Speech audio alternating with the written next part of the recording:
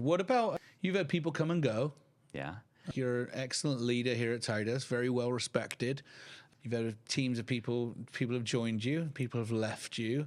Yeah. I know, well, you and I talk about this. We're both kind of heart leaders. We lead with our heart on our sleeve, and we deeply care about people. And how do you process that when people come and go, or not come, but when they leave?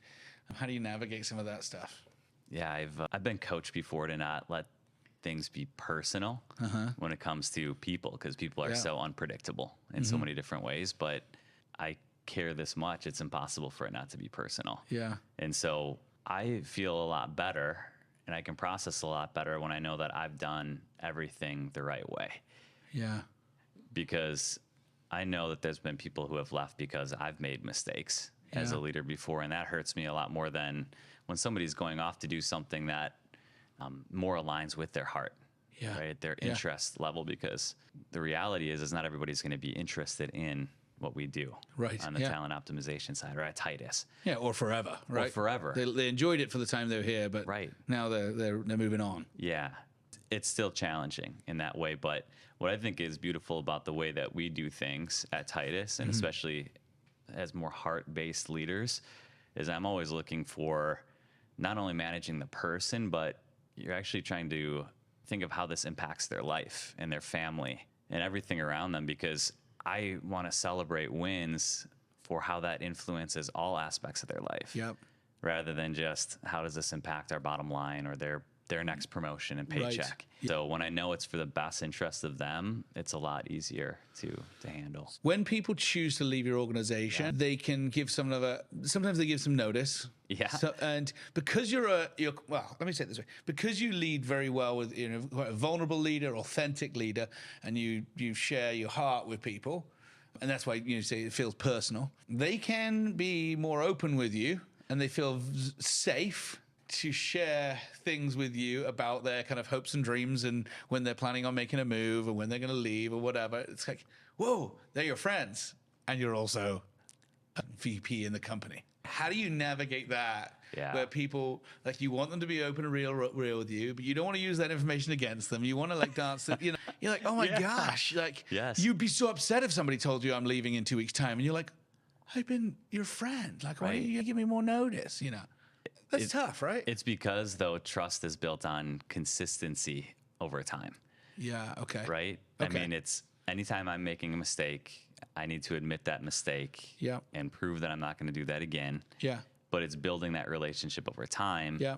They know I'm not going to use it for evil. I'm going to use it for good. Totally, okay. Right? And so there's the trust established there, so that no matter how difficult the conversation, they know that I'm always going to do what's in their best interest. It's not, this is something where it's difficult for somebody to just turn the light switch on. So you got to trust me on this. That relationship has been developed very intentionally. And in some ways it can get you in trouble, because you might divulge a lot of information to your boss, and you do have to trust that I'm going to use that for good. Yep.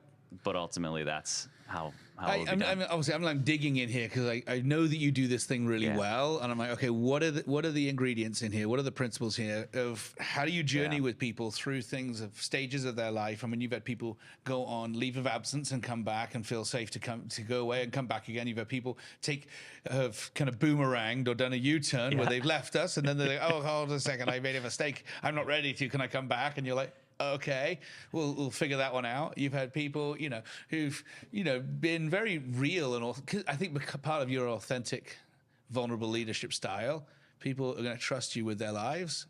So your key would be, they have to know that you care more about them than just your goals. Without question. I mean, that's the hard piece of it. Yeah. But on top of that, there's the element of, let's talk about the head portion of that. Yeah. So if I use the predictive index tool or a behavioral assessment tool, I need to know how I need to adjust my communication style to that person, right? So I've got an individual on my team. Yeah. He is complete opposite of me when it comes to proactivity versus responsiveness. Yeah. Okay, I'm a very impatient person. Yeah. He is really patient. He needs to understand the why behind every decision. Yeah. And so I know that if I want his engagement and his trust, I have to adjust my communication style to that. Yep. So now I send agendas ahead of time before meetings. Yeah. Which is very outside of my preference level. That's but great. I know that's going to be something that is appreciated to him. On the briefcase side of things, we have to have definitive goals. There's got to be competencies that people are held accountable for. And it's the communication that's the most critical, is they know I'm going to tell them what they need to hear, not always what they want to hear.